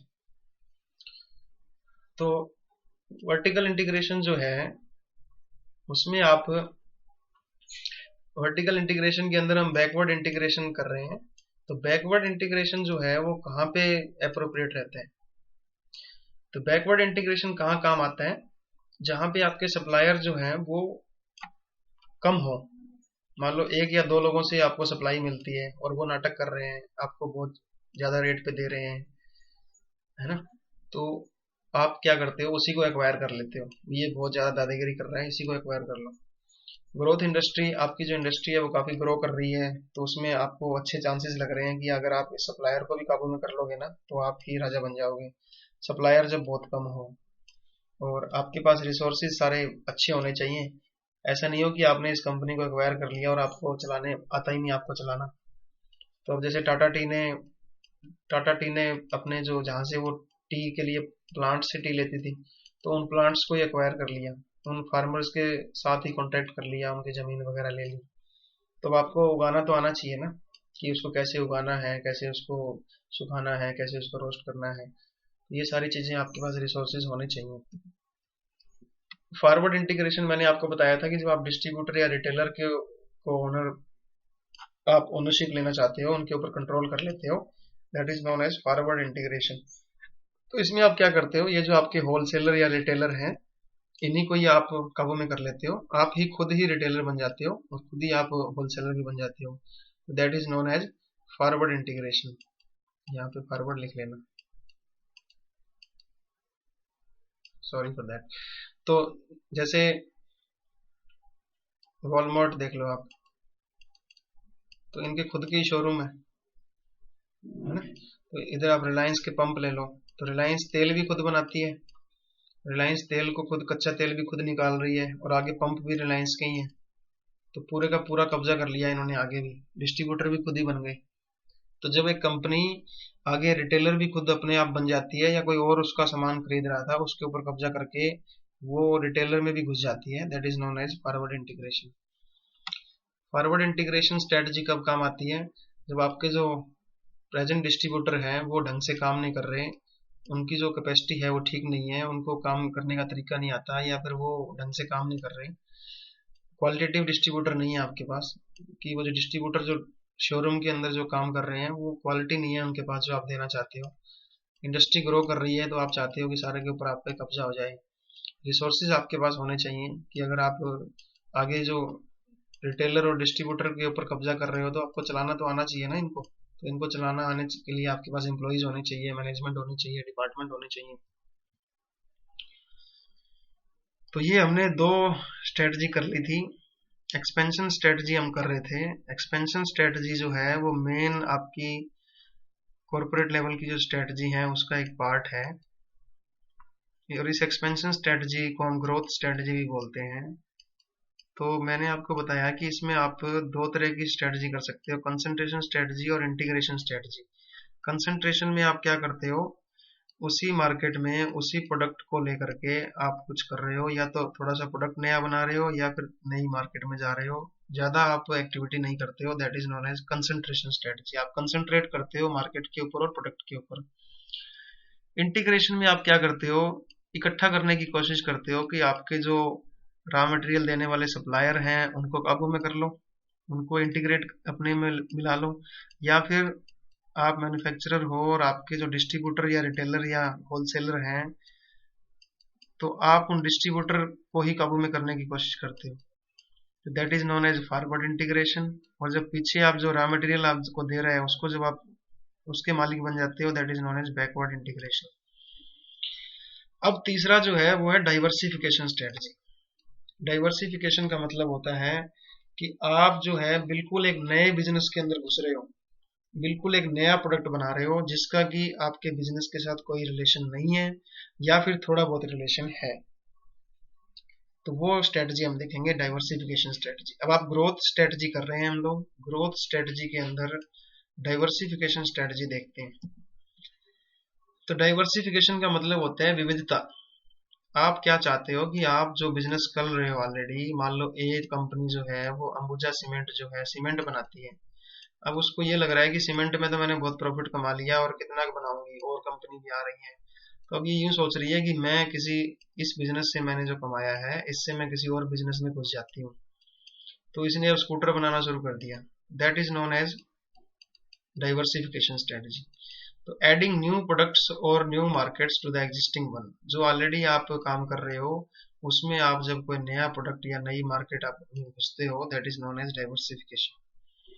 तो जब आप नए बिजनेस में आप ऐड करते हो अपने बिजनेस के अंदर, तो इस नए बिजनेस को ऐड करने की स्ट्रेटजी को हम बोलते हैं डाइवर्सिफिकेशन। अब आप अपने बिजनेस को डाइवर्सिफाई कर रहे हो, सारे के सारे अंडे जो हैं आप एक बास्केट में नहीं रख रहे, क्योंकि बाय चांस अगर ये अंडे सारे के सारे फूट गए तो आप तो फेल हो जाओगे। तो आप क्या करते हो, अलग अलग बास्केट्स के अंदर अपने अंडे रखते हो। तो ये आपके बिजनेसेस हो गए। तो ये सीमेंट का बिजनेस, ये स्कूटर का बिजनेस, ये सिगरेट का बिजनेस, ये होटल का बिजनेस। तो बड़े बड़े जो ऑर्गेनाइजेशन है वो यही कर रहे हैं, ताकि रिस्क जो है वो अगर एक में रिस्क ज्यादा है तो दूसरे से कवर कर लोगे। तो spreading the risk by diversifying into several product और मार्केट। तो इससे आपका रिस्क जो है बढ़ जाता है। तो इसको हम बोलते हैं डाइवर्सिफिकेशन स्ट्रेटजी। इसके तरीके क्या क्या हैं? पहला है मर्जर और एक्वाजिशन, कि आप किसी और कंपनी को एक्वायर कर लो सीधा ही। मान लो जो बड़ी कंपनी होती है, जैसे मान लो रिलायंस है, तो रिलायंस अब जो है वो आइडिया को एक्वायर कर ले, तो that is known as diversification, है ना। दूसरा है एक्वाजिशन, कि आप उसको धक्के से एक्वायर कर लो उसको धक्के से। फिर है ज्वाइंट वेंचर, कि दो कंपनी मिल करके आपस में एक नई कंपनी बना रही है। तो ज्वाइंट वेंचर में क्या होता है कि आप लोग दो कंपनीज आपस में मिल करके ज्वाइंट वेंचर कर रही हैं। जैसे अगर आपने देखा हो एग्जांपल कि बिरला यामा जो है, बिरला यामा एक कंपनी है, बिरला यामा, ये एक ज्वाइंट वेंचर है दो कंपनीज के बीच में। तो यामा जो है वो बाहर की कंपनी है, यामा मोटर जो है वो जापान की है, और बिरला जो है वो तुंगभद्रा इंडस्ट्री लिमिटेड की है जो इंडिया में है। दूसरा एग्जांपल आप ले लो आइसर का। आइसर कंपनी जो है हमारे, तो आइसर का जो ट्रैक्टर आता है आइसर, आइसर मोटर लिमिटेड जो है वो एक ज्वाइंट वेंचर है Eicher good earth limited of India का और Mitsubishi motor corporation of Japan का। तो इस तरह से ये जो चलते रहते हैं ज्वाइंट वेंचर। तो टाटा इंफॉर्मेशन सिस्टम जो है वो एक ज्वाइंट वेंचर था टाटा इंडस्ट्री लिमिटेड और आईबीएम के बीच में। तो इसी तरह हिंदुस्तान कंप्यूटर लिमिटेड जो था और Hewlett Packard of USA, HP company जो है यूएसए की, उन्होंने एचसीएल एचपी जो है वो एक जॉइंट वेंचर बनाया था। तो एचसीएल जो है वो इंडिया की कंपनी है और एचपी जो है वो यूएसए की कंपनी है, इन दोनों ने एक जॉइंट वेंचर बनाया। तो वो क्या करते हैं, एक नई ऑर्गेनाइजेशन बनाते हैं दोनों मिल करके। फिर आपका आ गया स्ट्रेटेजिक अलायंस। स्ट्रेटेजिक अलायंस में क्या होता है, दो बिजनेस जो हैं वो रहते अलग अलग हैं, वो अलग अलग रहते हैं, बट वो ये कहते हैं कि हम दोनों मिल करके एक्टिविटी साथ में कर लेते हैं। तो दोनों बिजनेस इकट्ठे नहीं आते कभी भी, बट अपनी अपनी जो उनकी एक्सपर्टीज है उनको वो ठीक रखते हैं। जैसे अगर आप एग्जांपल लो फोर्ड का और महिंद्रा का, तो जब फोर्ड इंडिया के अंदर आई तो उसके पास अपने सर्विस स्टेशन नहीं थे, कि उसके पास अपने ऑफिस नहीं थे, तो उसने महिंद्रा की मदद ली। तो कुछ साल पहले तो महिंद्रा के साथ मिलकर फोर्ड ने अपना स्ट्रेटेजिक अलायंस किया। इसी तरह वोडाफोन का और टाटा का, इनका भी आपस में हुआ। टाटा डोकोमो अगर आपने सुना हो, इन दोनों ने मिलकर के एक स्ट्रेटेजिक अलायंस किया। या फिर starting up a new unit, जब आप एक नई यूनिट स्टार्ट करते हो, दैट इज आल्सो डाइवर्सिफिकेशन। तो डाइवर्सिफिकेशन आप करते क्यों हो, क्यों आप नए बिजनेस के अंदर नए प्रोडक्ट के अंदर आना चाहते हो? पहला तो ये है कि आप ऑलरेडी जिस बिजनेस में उसमें सेचुरेशन आ गया है, उसमें परिपक्वता आ गई है, उसमें अब ज्यादा ग्रोथ के चांसेस नहीं है, तो आपको पता लग गया है कि अब ये बिजनेस आगे चलने वाला नहीं है। दूसरा ये कि मार्केट में अपॉर्चुनिटीज आपको मिल रही हैं, आपको बहुत अच्छी डील मिल रही है कि इसको एक्वायर कर लो बहुत अच्छा रहेगा। तीसरा ये कि आपकी कॉस्ट कम हो जाएगी। अगर आप बड़े लेवल पे उस कंपनी को आप ले लोगे तो आपके पास टेक्नोलॉजी अच्छी है तो आपकी कॉस्ट कम हो जाएगी। फिर ये आपको टेक्नोलॉजीज प्रोवाइड करवा रहा है, जो बिजनेस आप ले रहे हो उससे आपको नई टेक्नोलॉजी मिल रही है या आपके पास टेक्नोलॉजी है जिससे कि आप दूसरे बिजनेस को खरीद करके ठीक कर सकते हो। फिर ये कि आप अपना ब्रांड नेम यूज कर सकते हो, उसी प्रोडक्ट के अंदर आप अपना ब्रांड नेम या उसका ब्रांड नेम आप यूज कर सकते हो। और रिस्क मिनिमाइज कर सकते हो। जब आप नए नए बिजनेसेस को एक्वायर करोगे तो एक बिजनेस जो आपको घाटा दे रहा है तो वो दूसरे से आप कवर कर सकते हो। तो डाइवर्सिफिकेशन कितने तरीके का हो सकता है? पहला है कंसेंट्रिक डाइवर्सिफिकेशन और दूसरा है कॉन्ग्लोमरेट डाइवर्सिफिकेशन। तो डाइवर्सिफिकेशन के अंदर मैंने आपको बताया कि आप जब नए बिजनेस को एक्वायर करते हो जिस बिजनेस के साथ आपका कोई ज्यादा रिलेशनशिप नहीं है, that is known as diversification. अब इसके अंदर कंसेंट्रेटिक डाइवर्सिफिकेशन क्या है? कंसेंट्रिक डाइवर्सिफिकेशन जो है वो है कि जब आप नया बिजनेस जो कर रहे हो वो आपके ही बिजनेस के साथ रिलेटेड है। तो जो नया बिजनेस आप कर रहे हो वो आपके ही बिजनेस के साथ अगर रिलेटेड हो, that is known as concentric diversification. जैसे फेसबुक जो है वो एक सोशल मीडिया प्लेटफॉर्म है। अब फेसबुक ने व्हाट्सएप को एक्वायर कर लिया है ना, तो that is known as concentric diversification. कि फेसबुक जो सोशल मीडिया था, व्हाट्सएप भी एक सोशल मीडिया है, फेसबुक ने इसको ले लिया। टाटा ने अगर वोडाफोन को एक्वायर कर लिया तो ये भी एक वो कंसेंट्रिक डाइवर्सिफिकेशन है। वोडाफोन ने आइडिया को एक्वायर कर लिया है ना, वोडाफोन ने आइडिया को ले लिया, तो ये कंसेंट्रिक डाइवर्सिफिकेशन है। अब टाटा ने अगर आप देखोगे लैंड जगुआर को ले लिया है ना, तो ये ऑटोमोबाइल कंपनी बनाने वाली है, तो टाटा मोटर्स ने लैंड जगुआर जो है उसको ले लिया। ठीक है, तो that is known as concentric diversification. और जब आप बिल्कुल एक नए बिजनेस में जुड़ते हो जो कि आपके बिजनेस से रिलेटेड ही नहीं है, जिसका आपके बिजनेस से कोई रिलेशन नहीं है, आप जैसे सीमेंट बनाने वाली कंपनी अगर स्कूटर बनाने लग जाए, स्कूटर बनाने वाली कंपनी को एक्वायर कर ले, तो that is known as conglomerate diversification.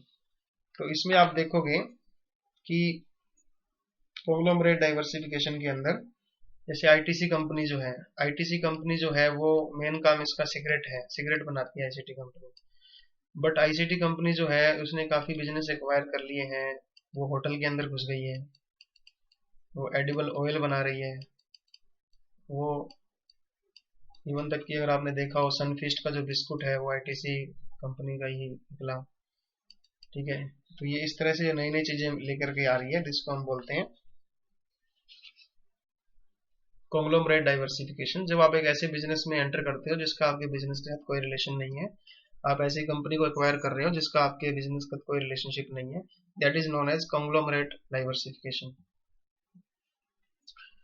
Okay, हम लोग एक्सपेंशन स्ट्रेटजी कर रहे हैं, तो इसमें हमने सबसे पहला किया है कंसंट्रेशन स्ट्रेटजी, दूसरा इंटीग्रेशन स्ट्रेटजी, तीसरा डाइवर्सिफिकेशन। डाइवर्सिफिकेशन में मैंने आपको बताया दो है, कंसेंट्रिक और कॉन्ग्लोमरेटिव। कॉन्ग्लोमरेटिव मतलब जब आप बिल्कुल नए बिजनेस में एंटर करते हो जिसका आपने के पुराने बिजनेस के साथ कोई रिलेशन नहीं है, और कंसेंट्रिक जब आप ऐसे बिजनेस के साथ डील करते हो नए के साथ जो ऑलरेडी आपके बिजनेस के साथ रिलेटेड है, तो उसको हम बोलते हैं कंसेंट्रिक स्ट्रेटजी। अब आपकी आती है इंटरनेशनल स्ट्रेटजी। इंटरनेशनल स्ट्रेटजी में आप क्या कर रहे हो, है तो ये भी एक ग्रोथ स्ट्रेटजी। हम लोग एक्सपेंशन स्ट्रेटजी कर रहे हैं ना कि आप ग्रोथ कहाँ कहाँ कैसे कैसे कर सकते हो। तो ग्रोथ आप फॉरेन में जाकर के भी कर सकते हो। तो what you are doing, you are producing your products और services beyond the national market. तो आप अपने प्रोडक्ट्स को इंटरनेशनल मार्केट के अंदर बेच रहे हो, that strategy is known as international strategy. तो इसमें चार स्ट्रेटजीज हैं, international strategy, multi domestic strategy, global strategy और ट्रांसनेशनल स्ट्रेटजी। तो सबसे पहले इंटरनेशनल स्ट्रेटजी हम लोग कर रहे हैं, उसमें इंटरनेशनल स्ट्रेटजी में सबसे पहली स्ट्रेटजी है इंटरनेशनल स्ट्रेटजी, दूसरी है मल्टी डोमेस्टिक स्ट्रेटजी, थर्ड है ग्लोबल स्ट्रेटजी और फिर है ट्रांसनेशनल स्ट्रेटजी। तो इंटरनेशनल स्ट्रेटजी के अंदर क्या होता है कि जो आप प्रोडक्ट है उसको नई फॉरेन मार्केट के अंदर भेज देते हो, बट आप जो प्रोडक्ट है उसको स्टैंडर्डाइज रखते हो। स्टैंडर्डाइज मतलब सेम प्रोडक्ट आपको उसी दूसरी नेशनल मार्केट के अंदर भी मिलेगा, आप उसमें कोई चेंजेस नहीं करते हो। आपने जो प्रोडक्ट अपने देश में बनाया है उसी प्रोडक्ट को आप फॉरेन की कंट्री के अंदर भी भेजते हो। That is known as international strategy, transferring the product to new foreign market. That is the meaning of international strategy. Then there is multi domestic strategy. तो इसमें आप क्या करते हो, जिस अपने प्रोडक्ट को जिस कंट्री के अंदर, जिस फॉरेन कंट्री के अंदर आप भेजते हो, उस कंट्री के अकॉर्डिंगली ही आप उसमें रिस्पॉन्स देते हो। तो लोकल रिस्पॉन्स बहुत आप मायने रखता है कि लोकली लोग क्या चाहते हैं, जिस तरह का वो टेस्ट चाहते हैं, जिस तरह के वो चेंजेस चाहते हैं, आप वो चेंजेस कर देते हो और आप वो बनाते हो कस्टमाइज प्रोडक्ट। तो आप जो है अपने हिसाब, जो लोग चाहते हैं उसी हिसाब से आप क्या कर देते हो, उसको चेंज कर देते हो। That is known as multi domestic strategy. हर एक देश के लिए आप एक अलग स्ट्रेटजी बनाते हो, उसके हिसाब से आप चेंजेस वहां पे कर देते हो। थर्ड है आपका ग्लोबल स्ट्रेटजी। ग्लोबल स्ट्रेटजी में आप लो कॉस्ट अप्रोच को लेकर चलते हो कि आपने जो प्रोडक्ट बनाया है उसको आप पूरे वर्ल्ड लेवल पे ग्लोबली एक ही स्टाइल में उसको बनाते हो। पूरे वर्ल्ड में आपका एक ही प्रोडक्ट चलता है और आप एक स्टैंडर्डाइज प्रोडक्ट बनाते हो। किसी भी कंट्री के लिए आप कोई डिफरेंशिएशन नहीं करते। जैसे एग्जांपल लो कोक का, है ना, कोको कोला है, पेप्सी है, ये जो बड़ी कंपनियां हैं ये अपने हिसाब से ही प्रोडक्ट बनाती हैं, कोई चेंजेस नहीं करती। पूरे वर्ल्ड के अंदर आपको सेम टेस्ट का कोक और पेप्सी मिलेगा। फिर आपका है ट्रांसनेशनल स्ट्रेटजी।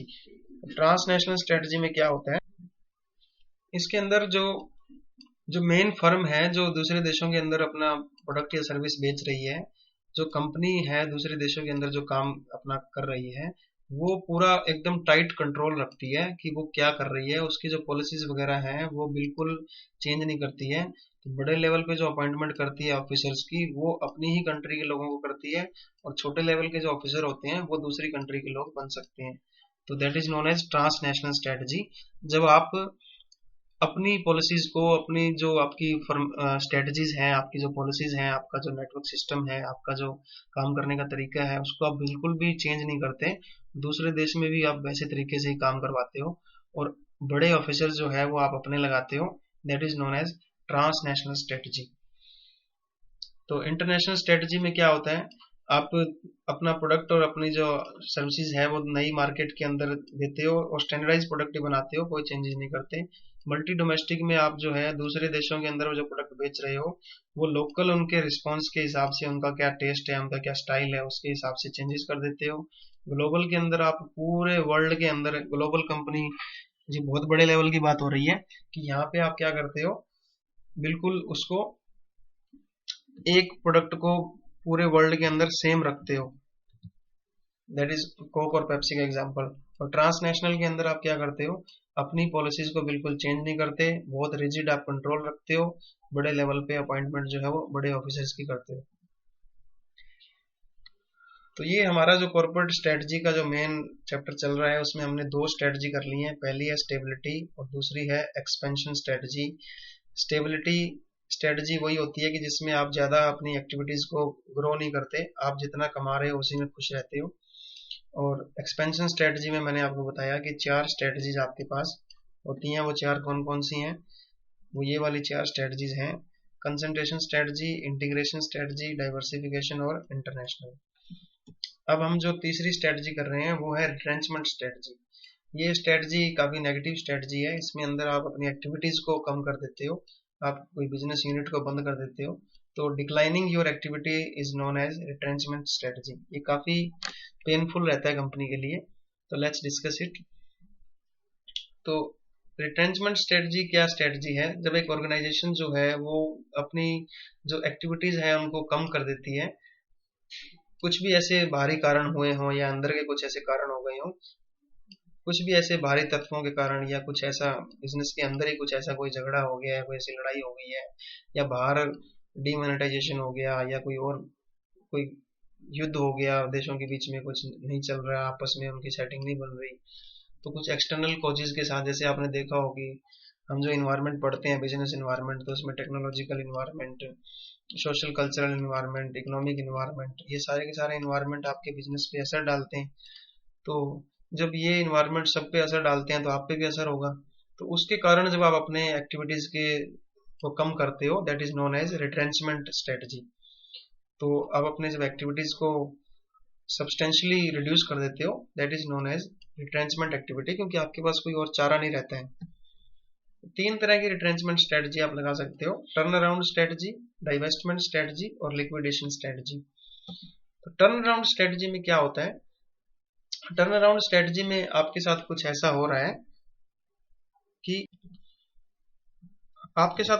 रहा है कि बड़े लेवल पे जैसे रिसेशन चल रहा है, बड़े लेवल पे जब रिसेशन चल रहा है तो पूरी इकोनॉमी उससे प्रभावित हो रही है और आपकी सेल बहुत कम हो गई है और अब आपका प्रॉफिट बहुत कम होता जा रहा है।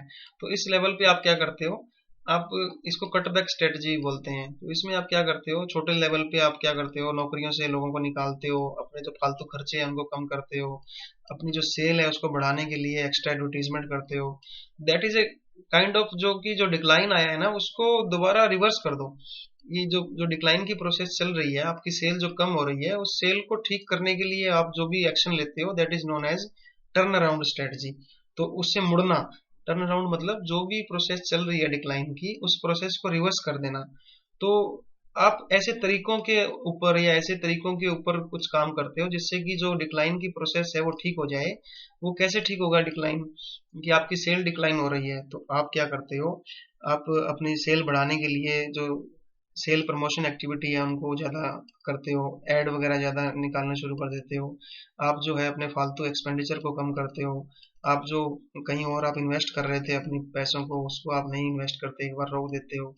आपके जो फालतू वर्कर काम कर रहे हैं उनको आप निकाल देते हो, ले ऑफ कहते हैं जिसको। तो इस तरह की एक्टिविटीज करके आप जब आप अपनी पोजीशन को ठीक करने की कोशिश करते हो, that is known as turn around strategy. तो टर्न अराउंड स्ट्रेटजी जो है वो दो तरीके से हो सकती है: strategic turn around and cooperative operating turn. Strategic turn around के अंदर आप कुछ ऐसा करते हो कि आप जो अपना बिजनेस, जो आपकी सेल कम हो रही है उसको ठीक करने के लिए, या तो आप क्या करते हो, एक बिल्कुल नए बिजनेस के अंदर एंटर करने की सोचते हो कि अब हमसे हमारा जो प्रॉफिट कम हो रहा है, अब इसको हम ठीक कैसे करें। कि यूं करो कि ये तो हमें बहुत खतरा है इस पर्टिकुलर बिजनेस में, तो चलो एक नए बिजनेस में ट्राई करते हैं। या फिर आप क्या करते हो, एक अपने जो एग्जिस्टिंग जो बिजनेस है उसमें एक नए तरीके से compete करने की कोशिश करते हो कि how to compete in the existing market with a new way. तो आप नया ब्रांड एम्बेसडर अपॉइंट करते हो, अपने प्रोडक्ट के अंदर कुछ ऐसे चेंजेस करते हो जिससे कि प्रोडक्ट बिल्कुल नया हो जाता है। जैसे निरमा का देखा होगा या फिर आपने घड़ी का देखा होगा, वो लोग बिल्कुल एकदम नए अवतार में आते हैं, उनका स्टाइल बिल्कुल चेंज हो जाता है, ब्रांड एम्बेसडर चेंज हो जाता है, उनकी स्टाइल बिल्कुल उनका, उनकी मार्केटिंग एक्टिविटीज एडवर्टीजमेंट बढ़ जाती हैं। तो that is known as strategic turn around. जब आप नए बिजनेस में या नए तरीके से मार्केट में एकदम अवतार लेते हो, that is strategic turn around. Operating turn around में आप क्या करते हो, अपने बिजनेस के अंदर जो आपके रेवेन्यू इंक्रीज करने की स्ट्रेटजी आप लगाते हो, या फिर अपनी कॉस्ट को कम करते हो, जो फालतू खर्चे हो रहे हैं उनको कम करते हो, या अपनी एसेट्स को कम कर देते हो, जो फालतू एसेट्स आपने, जो फालतू प्लांट पड़ा है आपका, फालतू आपके पास जमीन पड़ी है, फालतू आपके पास कैपिटल कहीं आपने लगा रखी है, इन्वेस्ट कर रखी है, उसको कम कर देते हो। तो इस तरह से आप जो जो आप एसेट्स के साथ या अपनी एक्सपेंडिचर के साथ जो करते हो, that is operating turn around. Divestment strategy कब काम आती है? डाइवेस्टमेंट स्ट्रेटजी का मतलब होता है कि आप अपने बिजनेस के किसी पोर्शन को, किसी यूनिट को, या फिर आपकी जो एक डिवीजन है, मान लो आप 3 डिवीजन आपने बना रखी हैं। एक नॉर्थ इंडिया में आपकी डिवीजन चल रही है, प्रोडक्शन चल रहा है, एक साउथ इंडिया में चल रहा है, एक साउथ में चल रहा है, या एक वेस्ट में चल रहा है। तो इसमें से एक डिवीजन को आप बेचने का फैसला कर लेते हो। तो जो भी आपकी स्ट्रेटेजिक बिजनेस यूनिट है या फिर आपका जो प्रॉफिट सेंटर है, तो मान लो आपने 4 जगह पे अपना प्लांट लगा रखा था, तो अब एक प्लांट को जब आप बेचने की कोशिश करते हो, तो या फिर आपने डिवीजन बना रखी है, उस डिवीजन को जब आप बेचते हो, तो that is known as divestment. अब आप डाइवेस्ट कर रहे हो, इन्वेस्टमेंट हटा रहे हो वहां से अपनी। तो इसमें आप अपनी प्रोडक्ट लाइन को भी छोटा कर रहे हो, ठीक है ना। तो आप 5 तरह के प्रोडक्ट बना रहे थे, एक प्रोडक्ट आपका चलता नहीं है तो आप उसको खत्म कर रहे हो। तो जब टर्न अराउंड स्ट्रेटजी काम नहीं करती है, फिर आप आते हो डाइवेस्टमेंट स्ट्रेटजी के ऊपर। तो आप किसी भी जो यूनिट आपको लॉस दे रही है, जो प्रोडक्ट आपको लॉस दे रहा है, आप कई प्रोडक्ट बना रहे हो, कोई डिवीजन आपको लॉस दे रही है, कोई यूनिट आपको, एक यूनिट आपने लगा रखी है मान लो बांग्लादेश के अंदर, वो आपको प्रॉफिट नहीं दे रही, तो आप उसको बेच रहे हो, that is known as divestment strategy. तो इससे आप अपने फंक्शंस को कम कर रहे हो, अपने प्रोडक्ट लाइन को कम कर रहे हो। लिक्विडेशन स्ट्रेटजी, ये बिल्कुल लास्ट कदम है, it is the last resort, it's a last, ये बिल्कुल लास्ट में, कोई इसको करना नहीं चाहता। जब आप अपने बिजनेस की पूरी सारी की सारी एसेट्स को बेच रहे हो, या पूरी की पूरी कंपनी को डिसॉल्व कर रहे हो, पूरी कंपनी आप खत्म कर रहे हो, तो that is known as liquidation strategy. अब क्या है कि आपकी टर्न अराउंड स्ट्रेटजी ने काम नहीं किया, फिर आपने क्या किया, अपना किसी बिजनेस की एक यूनिट को बेचा, कोई एक प्लांट बेचा, कोई एक डिवीजन बेची, दैट इज नोन एज डाइवर्समेंट, वो भी काम नहीं कर रही। अब आप बिल्कुल खत्म होने की कगार पे आ गए हो, बिजनेस को चलाना ही मुश्किल हो रहा है, तो फिर आप क्या करते हो, बिजनेस को लिक्विडेट कर देते हो। तो ये सबसे मोस्ट अनअट्रैक्टिव स्ट्रेटजी है, और ये स्ट्रेटजी जो है वो लास्ट रिजोर्ट है, लास्ट कदम यही होता है, इसमें आप इसको बंद कर रहे हो, एसेट्स को बेच रहे हो। तो ये 3 स्ट्रेटजी हमने कर ली, स्टेबिलिटी स्ट्रेटजी, एक्सपेंशन स्ट्रेटजी और रिट्रेंचमेंट स्ट्रेटजी। लास्ट स्ट्रेटजी जो है वो अपने आप में कोई एक नई स्ट्रेटजी नहीं है, बट वो एक कॉम्बिनेशन है स्ट्रेटजीज का, कि जब भी कोई बिजनेस कोई स्ट्रेटजी बनाता है, तो बिजनेस जो होता है वो एक ऐसे इन्वायरमेंट में रहता है जहाँ पे कई बार क्या होता है कि कोई एक स्ट्रेटजी को अपनाना पॉसिबल नहीं होता, तो आप क्या कर रहे हो, सारी की सारी स्ट्रेटजीज में से कंबाइन कर रहे हो। तो जब आप एक कॉम्बिनेशन यूज करते हो स्टेबिलिटी, एक्सपेंशन और रिट्रेंचमेंट स्ट्रेटजी का, that is known as combination strategy. एक फर्म जो है 2 या 2 से ज्यादा स्ट्रेटजीज को साइमल्टेनियसली चला सकती है, कि ये किसी बिजनेस को बेच रही है, किसी दूसरी मार्केट में घुस रही है, इंटरनेशनल मार्केट में भी जा रही है। तो जब आप एक मिक्सचर लगाते हो स्ट्रेटजीज का, that is known as combination strategy. Okay, business की ग्रोथ के अंदर ये हमारी स्ट्रेटजीज सारी पूरी हो गई हैं। अब हम एक नया टॉपिक कर रहे हैं कि बिजनेस की ग्रोथ के अंदर जब आप ग्रो करते हो कि क्या क्या प्रॉब्लम्स आती हैं, क्या क्या क्राइसिस आते हैं। तो जब भी एक फर्म ग्रो करती है बहुत तेजी से, बड़े लेवल के ऊपर वो जा रही है, तो उसको काफी प्रॉब्लम्स आती हैं, कुछ ऐसे क्राइसिस आते हैं। तो वो क्राइसिस क्या क्या आते हैं और उसको कैसे ठीक करना चाहिए। तो पहला जो क्राइसिस आता है वो आता है लीडरशिप का क्राइसिस। तो इसमें क्या होता है, जब कंपनी एक बड़े लेवल पे ग्रो करती है, तो कंपनी को लीड कौन करेगा, ये एक बड़ा क्वेश्चन होता है। तो उससे क्या होता है कि जब भी कंपनी के अंदर काम चल रहा होता है, तो वहां पे एक कॉमन इशू ये आता है कि कंपनी को लीड कौन कर रहा है, कंपनी का डायरेक्टर कौन है, ओनर कौन है। क्योंकि एक यंग बिजनेस जो होता है उसका अपना day to day administration activities के अंदर बहुत बताना पड़ता है कि लीडर कौन है। तो इसको ठीक करने के लिए प्रोफेशनल मैनेजमेंट को अपॉइंट करना चाहिए, जो कि एक पूरी हिरार्की बनती है कि ये टॉप लेवल मैनेजमेंट है, ये उसके बाद मिडिल लेवल मैनेजमेंट है, ये लोअर लेवल मैनेजमेंट है। तो वहां पे क्लियरली डिफाइन होना चाहिए कि कौन डायरेक्टर है और कौन इसको चलाने वाला है। दूसरा है ऑटोनॉमी क्राइसिस।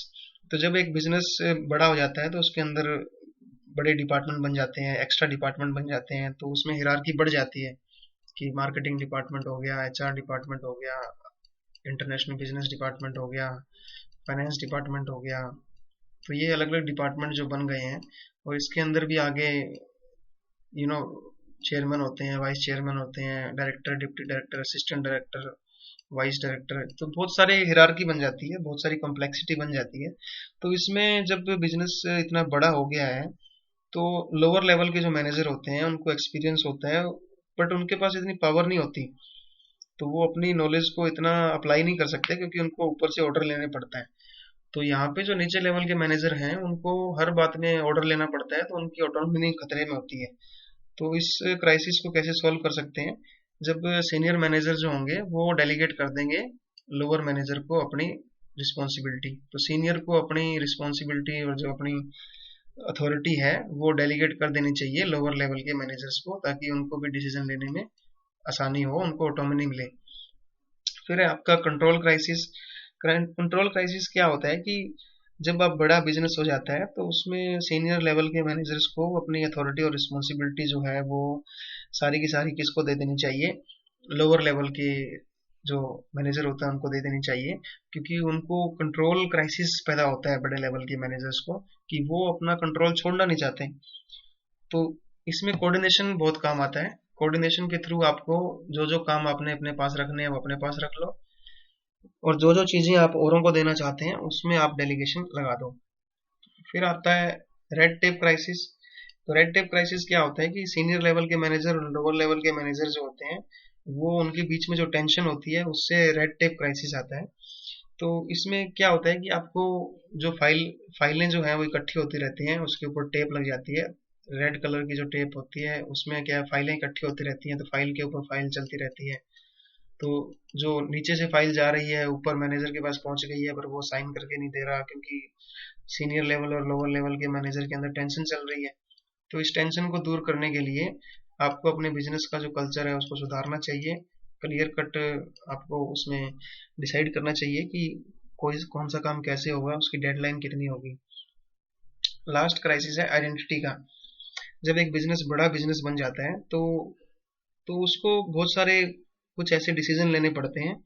उसको बाहर की कंपनियों के साथ अलायंस करना पड़ता है, कोलैबोरेशन करना पड़ता है, दूसरी कंपनियों को एक्वायर करना पड़ता है, और हो सकता है खुद भी कभी एक्वायर होना पड़ जाए। तो इससे आइडेंटिटी का क्राइसिस हो जाता है कि उसकी पहचान खतरे में आ जाती है। तो उसको अपने बिजनेस को इस तरह से चेंज मैनेजमेंट इस तरह से करना चाहिए कि वो अपने आप को बना के रख सके, उसको अपने इन्वायरमेंट को पूरा ध्यान में रखना चाहिए, और ये बात उसको याद रखनी चाहिए कि वो अगर किसी को एक्वायर कर रहा है तो वो भी कल को एक्वायर हो सकता है। तो अपनी आइडेंटिटी बचा के रखने का क्राइसिस भी बहुत बड़ा एक क्राइसिस रहता है।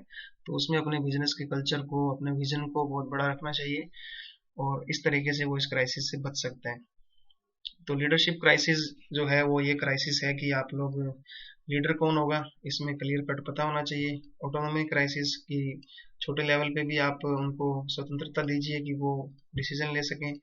बड़े लेवल पे जो कंट्रोल क्राइसिस के अंदर जो बड़े लेवल के जो मैनेजर हैं उनको अपना कंट्रोल छोड़ देना चाहिए, छोटे लेवल के लोगों को डिसेंट्रलाइजेशन जिसको हम बोलते हैं, और अथॉरिटी और जो रिस्पॉन्सिबिलिटी है उसको डेलीगेट कर देना चाहिए। और रेड टेप क्राइसिस का मतलब जो टेंशन है मैनेजरों के बीच के अंदर, उससे काम प्रभावित नहीं होना चाहिए। और आइडेंटिटी क्राइसिस का मतलब है कि जो जो बिजनेस ग्रो कर रहे हैं उनको देखना चाहिए कि वो मर्जर के थ्रू, एक्विजिशन के थ्रू औरों को एक्वायर करने के लिए क्या कर रहे हैं, और इससे उनकी आइडेंटिटी बची रहेगी कि नहीं। So this was all regarding expansion of business. Thank you for listening. If you have any query, please contact me. Thank you again.